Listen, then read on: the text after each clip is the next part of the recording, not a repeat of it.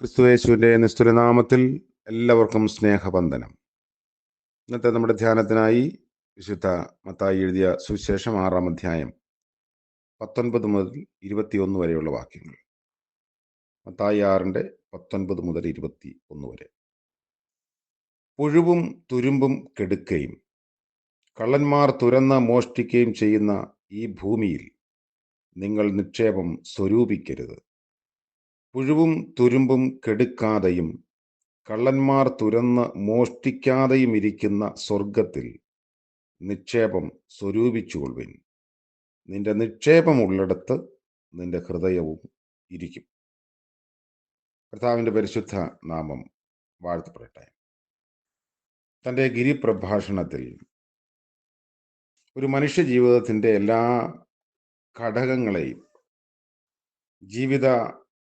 ജീവന ഇടങ്ങളെയും സ്പർശിച്ചുകൊണ്ടാണ് കർത്താവ് മുൻപോട്ട് പോകുന്നത്. നമ്മൾ വായിച്ച വേദഭാഗത്ത് ഭൂമിയിലെ സമ്പത്തിനെ കുറിച്ചുള്ള നമ്മുടെ മാനസിക വ്യാപാരങ്ങളെ അപഗ്രഥിക്കാനും അതിനോടുള്ള നമ്മുടെ നിലപാടും ആഗ്രഹവും എങ്ങനെയുള്ളതാണ് എന്ന് പരിശോധിക്കാനും കർത്താവ് ആവശ്യപ്പെടുകയാണ്. അവൻ്റെ സാന്നിധ്യത്തിൻ്റെ രഹസ്യം മനസ്സിലാക്കിയ ശേഷം നാം ലോകത്തിലേക്ക് പോകുന്നു. സഹസ്രാബ്ദത്തിനു വേണ്ടി കാത്തിരിക്കുന്ന യഹൂദന്മാരായാലും കർത്താവിൻ്റെ സ്വർഗത്തിൽ നിന്നുള്ള വരവ് കാത്തിരിക്കുന്ന വിശ്വാസികളായാലും നമ്മുടെ നിക്ഷേപം ഈ ലോകത്തിലായിരിക്കാൻ പാടില്ല.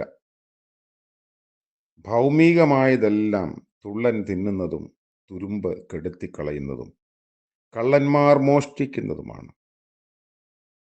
നമ്മുടെ കയ്യിൽ നിന്ന് നഷ്ടപ്പെട്ടു പോകാൻ സാധ്യതയുള്ള സമ്പാദ്യത്തിനു വേണ്ടി ഒരുപാട് അലയുകയും ആഗ്രഹിക്കുകയും അധ്വാനിക്കുകയും നമ്മൾ ചെയ്യുന്നു. എന്നാൽ ഒരിക്കലും നഷ്ടപ്പെടാതെ നിലനിൽക്കുന്ന നിത്യമായ സമ്പാദ്യത്തിനു വേണ്ടി എത്രത്തോളം നമ്മൾ വ്യഗ്രതയുള്ളവരാണ് എന്നത് ഈ വചനാടിസ്ഥാനത്തിൽ വിശകലനം ചെയ്യേണ്ടതാണ്. നമ്മുടെ ഹൃദയം ധനത്തിൽ ആശ്രയിക്കരുത്. ധനം വേണ്ട എന്നല്ല കർത്താവ് പഠിപ്പിക്കുന്നത്. നമ്മുടെ ആവശ്യങ്ങൾ നിറവേറ്റാനുള്ള വിനിമയമായ പണം വേണ്ട എന്ന അർത്ഥത്തിലല്ല. പിന്നെയോ നമ്മുടെ പ്രയോറിറ്റി എന്തിനു വേണ്ടിയുള്ളതാണ്? ഈ ഭൂമിയിൽ ജീവിക്കുമ്പോൾ ഭൗമികമായ ആവശ്യങ്ങൾ നിറവേറ്റേണ്ടതുണ്ട് എന്നതാണ് വാസ്തവമെങ്കിലും നമുക്കൊരു പ്രയോറിറ്റി ഏതിനോടാണ്?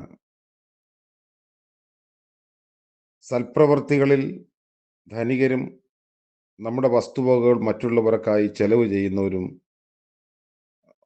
കുറേ ആളുകളുണ്ട്.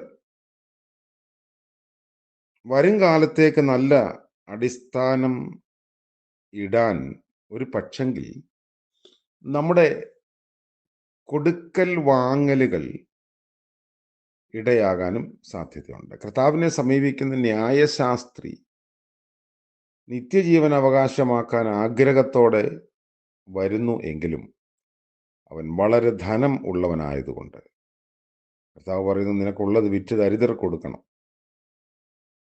എന്നാൽ അവൻ അതിന് മനസ്സില്ല.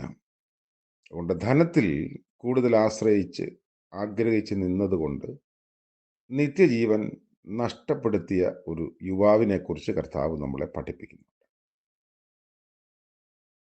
ഈ വേദഭാഗം കയ്യിൽ ഒരുപാട് ധനമില്ലാത്ത ആളുകളോടാണ് സംസാരിക്കുന്നത്. ഒരുപാടെന്നല്ല, തീരെ ഇല്ലാത്ത ആളുകൾ, അവഗണിക്കപ്പെട്ട അവശരായ ഒരു പറ്റം ആളുകളാണ് കർത്താവിനെ കേൾക്കാൻ കൂടുതലും ഉണ്ടായിരുന്നത്. ധനസമ്പാദനത്തിന് വേണ്ടിയുള്ള നമ്മുടെ അധ്വാനവും അതിൻ്റെ ആഗ്രഹവും ഒക്കെ എങ്ങനെയെന്ന് സദൃശവാക്യത്തിൽ പലയിടങ്ങളിൽ വായിക്കുന്നുണ്ട്. 23-ാം അധ്യായത്തിലും അതുപോലെ തന്നെ 15-ാം അധ്യായത്തിലും 28-ാം അധ്യായത്തിലൊക്കെ നമുക്കത് കാണാം. അവിടെ പറയുന്ന ധനസമ്പാദനത്തിന് വേണ്ടി നമ്മൾ അധ്വാനിക്കേണ്ടതില്ല, അല്ലാത്ത പക്ഷം നമ്മൾ കെണിയിലകപ്പെടും എന്നാണ്. 21-ാം വാക്യത്തിൽ കർത്താവ് പറയുന്നത് നമ്മുടെ ഹൃദയം എവിടെയായിരിക്കും? നിക്ഷേപമുള്ളിടത്ത് ഹൃദയം ഇരിക്കും. ആയിരിക്കണമെന്നല്ല പറയുന്നത്. അങ്ങനെ ആയിരിക്കും, അത് സ്വാഭാവികമാണ്. ക്രിസ്തുവാണ് നമ്മുടെ നിക്ഷേപം. നമ്മുടെ നിക്ഷേപങ്ങൾക്ക് സ്ഥിരതയില്ല എന്ന് ദിനംതോറുമുള്ള സംഭവങ്ങൾ നമ്മളെ ബോധ്യപ്പെടുത്തുന്നു. നമ്മൾ ഭൂമിയിലിരിക്കുമ്പോൾ അത് നമ്മോട് യാത്ര പറയും. അല്ലെങ്കിൽ നമ്മൾ മരണം വഴിയായി അതിനോട് യാത്ര പറയും. ഒടുവിൽ നിരാശപ്പെടും. തിത്തിരിപ്പക്ഷി അന്യമുട്ടയെ വിരിയിക്കുന്നത് പോലെയുള്ള അനുഭവം നമുക്കുണ്ടാവും. ഏറ്റവും വലിയ പലിശ നിരക്കും സ്വർഗീയ ബാങ്കിലാണ് എന്ന് നമ്മൾ തിരിച്ചറിയണം. കർത്താവിൻ്റെ ബാങ്കിലെ നിക്ഷേപത്തിന് 100 മടങ്ങാണ് പലിശ നിരക്ക്. അതായത് 100 രൂപ നിക്ഷേപിക്കുന്നവന് അതിൻ്റെ 100 മടങ്ങ്, 100% 100 മടങ്ങാണ് വാഗ്ദത്തം. നമുക്ക് നിലനിൽക്കുന്ന നിത്യമായ നിക്ഷേപത്തിന് വേണ്ടി പോരാടാൻ, ആഗ്രഹിക്കാൻ, പ്രവർത്തിക്കാൻ സാധിക്കട്ടെ. കർത്താവ് നമ്മളെ സഹായിക്കും, അനുഗ്രഹിക്കും. പ്രാർത്ഥിക്കാം. സ്വർഗീയ പിതാവേ, മനോഹരമായ പുതിയ പ്രഭാതത്തിനായി സ്തോത്രം ചെയ്യുന്നു. ഞങ്ങളുടെ നിക്ഷേപം ഉള്ളിടത്ത് ഹൃദയവും ഇരിക്കുമെന്ന് അവിടെ ഞങ്ങളെ പഠിപ്പിച്ചല്ലോ. നിത്യമായതിനു വേണ്ടി നിക്ഷേപിക്കാൻ, അതിനുവേണ്ടി ഒരുങ്ങാൻ, പ്രവർത്തിക്കാൻ ഞങ്ങളെ സഹായിക്കണമേ. ഭൗമികമായ ആവശ്യങ്ങളെല്ലാം കർത്താവ് ഞങ്ങളെ നടത്തുന്നതോർത്ത് സ്തോത്രം. ഉള്ളതുകൊണ്ട് തൃപ്തിപ്പെടാൻ, കർത്താവെ ഇല്ലാത്തതിനെക്കുറിച്ച് ആശങ്കപ്പെടാതിരിക്കാൻ ഞങ്ങൾക്ക് കൃപ നൽകണമേ. ഇന്നത്തെ പകൽക്കാല ജീവിതത്തിൽ ഞങ്ങളുടെ ജീവിത വ്യവഹാര ഇടങ്ങളിൽ ജീവിപ്പാനും പ്രവർത്തിപ്പാനും സഹായിക്കണമേ. മെച്ചമായത് ഞങ്ങൾക്ക് നൽകുന്ന ദൈവത്തിന് സ്തോത്രം. ഇന്ന് പ്രഭാതം മുതൽ പ്രദോഷം വരെ അവിടുത്തെ കൃപയിൽ ആശ്രയിക്കുന്നു.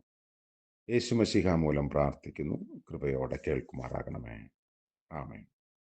ത്രിയേക ദൈവത്തിൻ്റെ അനുഗ്രഹവും കാവലും നമ്മോടുകൂടെ ഇന്നും എന്നേക്കും ഉണ്ടായിരിക്കുമാറാകട്ടെ. ആമേൻ.